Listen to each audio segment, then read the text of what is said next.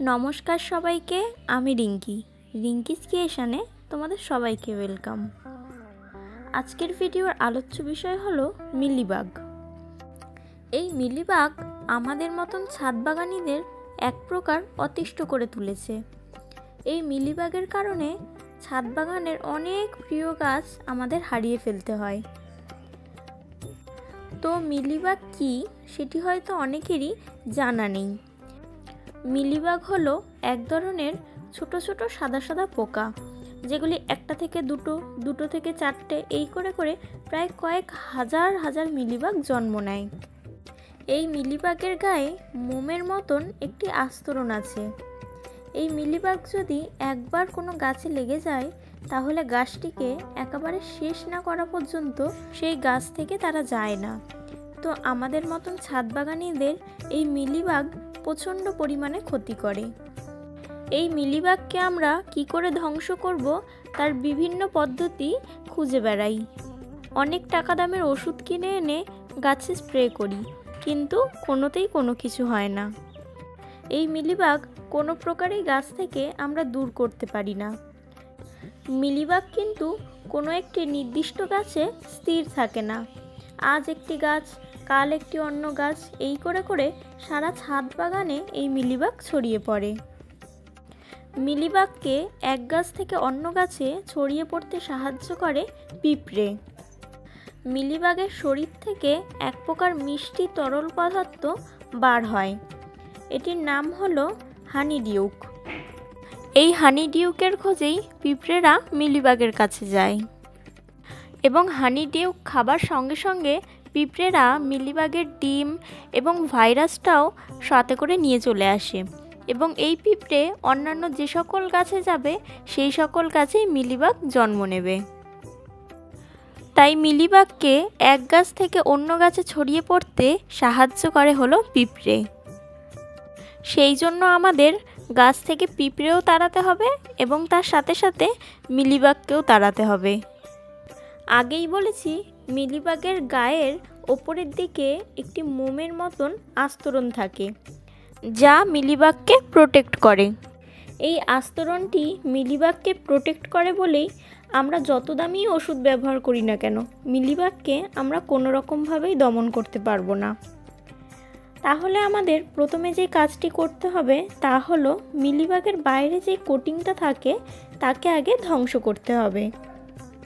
আজকের ভিডিওটি ছাদ বাগানীদের জন্য অত্যন্ত উপকারী একটি ভিডিওটি স্কিপ না করে পুরো ভিডিওটি দেখার অনুরোধ রইল। রিঙ্কিস ক্রিয়েশনে যদি প্রথম ভিডিও দেখে থাকো তাহলে প্লিজ চ্যানেলটি সাবস্ক্রাইব করে আমার পাশে থেকো।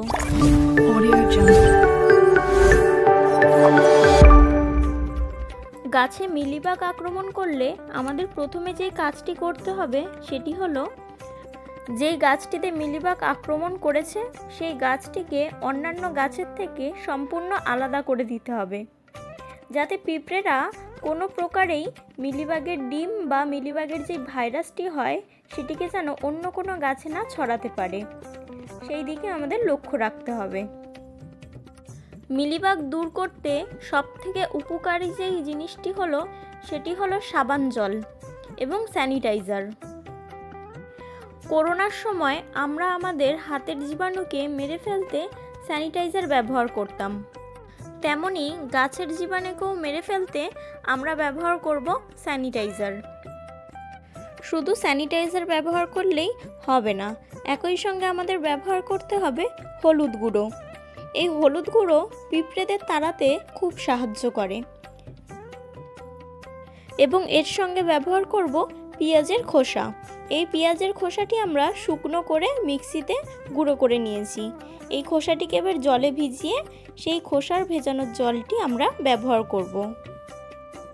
এবং আমরা সবাই জানি গাছের পোকামাকড় দূর করতে সবথেকে ভালো কাজ দেয় নিম তেল, তাই এই নিম তেলও আমরা গাছে ব্যবহার করব। আমি এখানে একটি স্প্রে বটল নিয়েছি, স্প্রে বটলে পেঁয়াজের খোসা ভেজানো জলটি আমি ছেঁকে ব্যবহার করছি এবং একই সঙ্গে এই জলের সঙ্গে আমি মিশিয়ে নিচ্ছি হলুদ গুঁড়ো। আমি আগেই বলেছি হলুদ গুঁড়ো গাছের পোকামাকড় দূর করতে ভীষণভাবে সাহায্য করে। আমি এখানে 2 লিটার জলে 2 চামচ হলুদ গুঁড়ো ব্যবহার করছি। এরপরে আমি ব্যবহার করছি হ্যান্ড ওয়াশ। তোমরা এখানে শ্যাম্পুও ব্যবহার করতে পারো, কিংবা যে কোনো ডিশওয়াশার বা জামাকাপড় কাচার ডিটারজেন্টও ব্যবহার করতে পারো। এরপর ব্যবহার করছি হ্যান্ড স্যানিটাইজার। গাছের রোগ জীবাণু দূর করতে এই হ্যান্ড স্যানিটাইজার ভীষণভাবে উপকারী।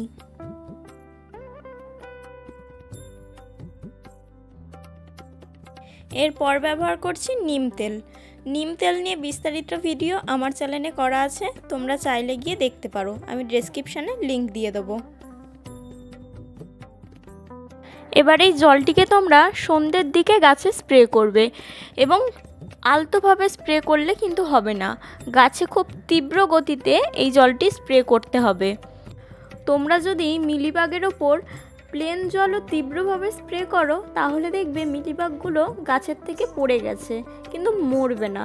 কিন্তু আমাদের লক্ষ্যটা হলো মিলিবাগকে একেবারে ধ্বংস করে দেওয়া। সেই কারণে আমি যে মিশ্রণটি তৈরি করেছি, এই মিশ্রণটি তোমরা সন্ধ্যের দিকে তীব্রভাবে গাছে প্রয়োগ করবে, তাহলে দেখবে মিলিবাগ দূর হয়ে যাবে গাছ থেকে, এবং মিলিবাগের সাথে সাথে পোকামাকড়ও দূর হয়ে যাবে। মিলিবাগ কিন্তু সচরাচর পাতার নিচের দিকে থাকে, তাই পাতাগুলোকে একটু এইভাবে চাগিয়ে চাগিয়ে তীব্র গতিতে যদি এই স্প্রেটি করা যায় তাহলে দেখবে মিলিবাগের সংখ্যা অনেকটাই কমে যাবে। মিলিবাগ খুবই ডেঞ্জারাস একটি জিনিস, এটি যদি গাছে একবার পুরোপুরিভাবে লেগে যায় তাহলে আমাদের কারোরই সাধ্য নেই গাছটিকে বাঁচিয়ে তোলার। তাই মিলিবাগ যখন গাছে প্রথম আক্রমণ করবে তখনই তোমরা চেষ্টা করবে এই মিশ্রণটি গাছে প্রয়োগ করার, কারণ মিলিবাগ যদি একবার বেশি হয়ে যায় তাহলে কিন্তু কোনোভাবেই তা সরানো সম্ভব নয়। মিলিবাগ তাড়ানোর এই প্রক্রিয়াটি একবার করলেই কিন্তু হবে না, অন্তত সপ্তাহে 2 বার তোমাদের এই স্প্রেটি করতে হবে। যেহেতু এটি সম্পূর্ণ ঘরোয়া পদ্ধতি তাই এর ফলে গাছে কোনো সাইড এফেক্ট হবে না। এই প্রক্রিয়াটি তোমরা যদি ফলো করো তাহলে আশা করছি মিলিবাগের সমস্যা তোমাদের ছাদ বাগান থেকে দূর হয়ে যাবে। আজকের ভিডিও এতটাই, পরবর্তী ভিডিওতে আবার দেখা হবে। সবাই সুস্থ থেকো, ভালো থেকো, সাবধানে থেকো, এবং রিঙ্কিস ক্রিয়েশনে যদি প্রথম ভিডিও দেখে থাকো তাহলে অবশ্যই চ্যানেলটি সাবস্ক্রাইব করে পাশে থাকার অনুরোধ রইল। এবং ছাদ বাগান রিলেটেড যদি কোনো প্রশ্ন তোমাদের থেকে থাকে তাহলে আমাকে নির্দ্বিধায় কমেন্ট বক্সে জানাতে পারো, আমি চেষ্টা করব তোমাদের সমস্ত প্রশ্নের উত্তর দেওয়ার। আশা করছি আজকের ভিডিওটি তোমাদের ভালো লেগেছে।